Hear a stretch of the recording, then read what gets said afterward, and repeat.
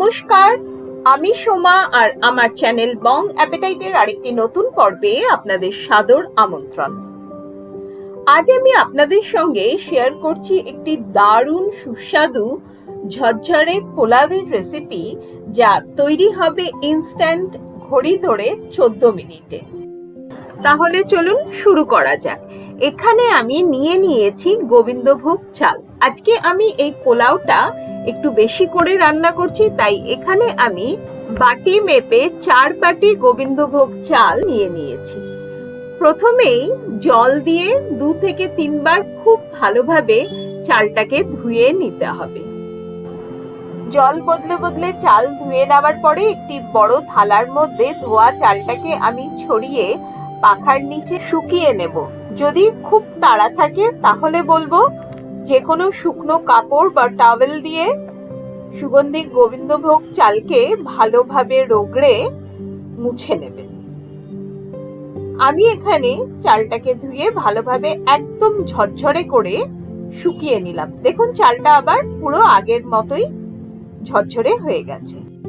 চালে মিশিয়ে দিলাম প্রায় 1.5 চামচের মতো গুঁড়ো চিনি, সঙ্গে দেব প্রায় 1.5 চামচ লবণ, আর দেব 2 চামচ আদার রস, সঙ্গে প্রায় 1.5 চামচের মতো গরম মশলা গুঁড়ো, আর দিয়ে দেব বেশ কিছুটা ঘি।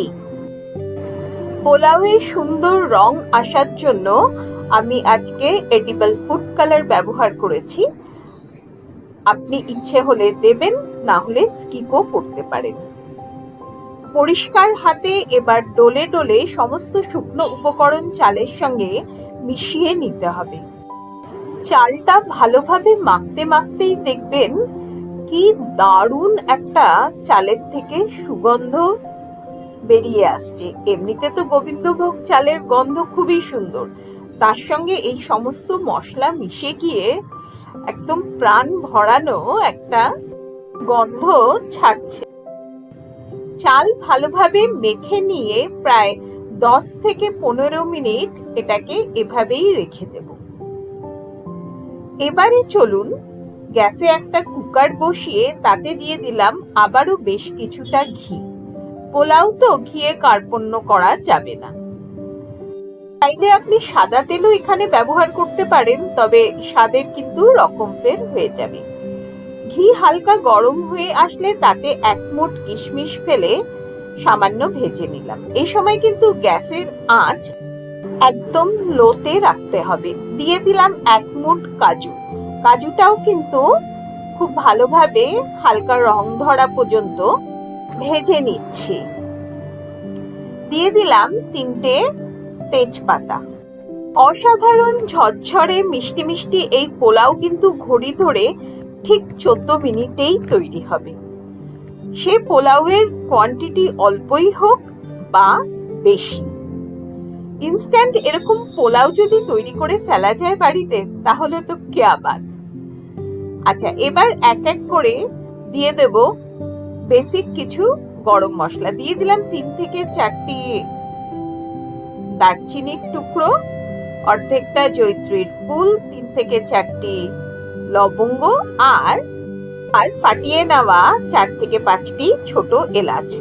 গোটা গরম মশলাটা সামান্য একটু ভেজে নিয়ে তারপরে মশলা মাখানো গোবিন্দভোগ চালটা কুকারে দিয়ে দেব।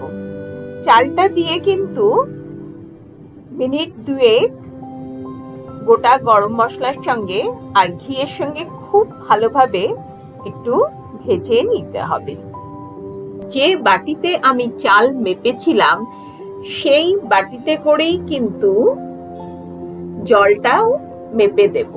4 বাটি আমি চাল নিয়েছিলাম গোবিন্দভোগ, তো জল দেব ঠিক তার ডাবল, মানে এখানে আমি 8 বাটি জল দিয়ে দেব।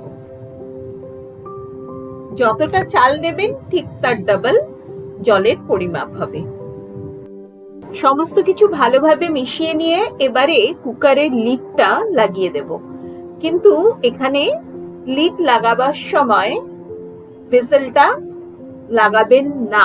ফ্লেমটাকে হাই করে মিনিট 2 অপেক্ষা করলেই দেখা যাবে এরকম শো শো আওয়াজ হচ্ছে আর হালকা হালকা জলের বুদবুদ বেরোচ্ছে। এবার শুধু সময়ের খেলা। গ্যাসের ফ্লেমটা লো করে দিয়ে এবার শুধু অপেক্ষা করব 7 মিনিটের জন্য।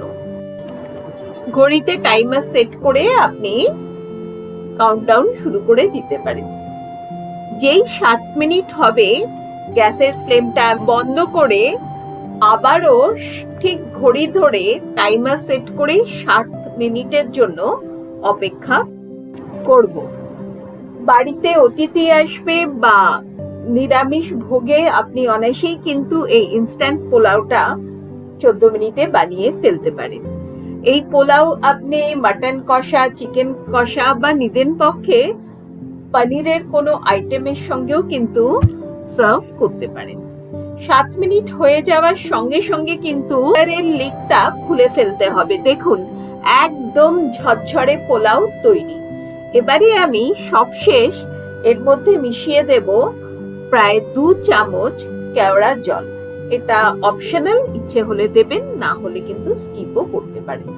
কেওড়া জলটা ভালোভাবে হাতা দিয়ে পোলাওয়ের সঙ্গে মিশিয়ে পোলাওটাকে কিন্তু ইমিডিয়েট কুকার থেকে সরিয়ে অন্য পাত্রে ট্রান্সফার করে নিতে হবে, না হলে কিন্তু এই ঝরঝরে ভাবের পরিবর্তে পোলাও গলে যেতেও পারে। আমি তো ইনস্ট্যান্টলি সার্ভ করে নিচ্ছি। দেখুন একদম ঝরঝরে সুগন্ধি দারুণ স্বাদের পোলাও তৈরি। ব্যাচেলার বা একা থাকেন তারাও কিন্তু সহজে এই পোলাও বানিয়ে নিতে পারবেন।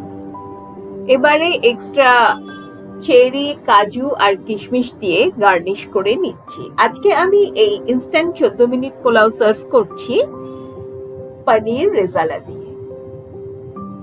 আজকের উপস্থাপনা আপনাদের কেমন লাগলো অতি অবশ্যই আমাকে কমেন্ট করে জানাবেন। যদি ভিডিওটিতে কিছু ভালো লেগে থাকে তাহলে একটি লাইক দিয়ে অনেক অনেক শেয়ার করবেন। আমার চ্যানেলে যারা নতুন বন্ধু তাদেরকে রিকোয়েস্ট করব চ্যানেলটি সাবস্ক্রাইব করে আমার পাশে থাকার, যাতে যখনই আমি নতুন কোনো রান্নার ভিডিও আপলোড করব আপনাদের কাছে নোটিফিকেশন পৌঁছে যায়।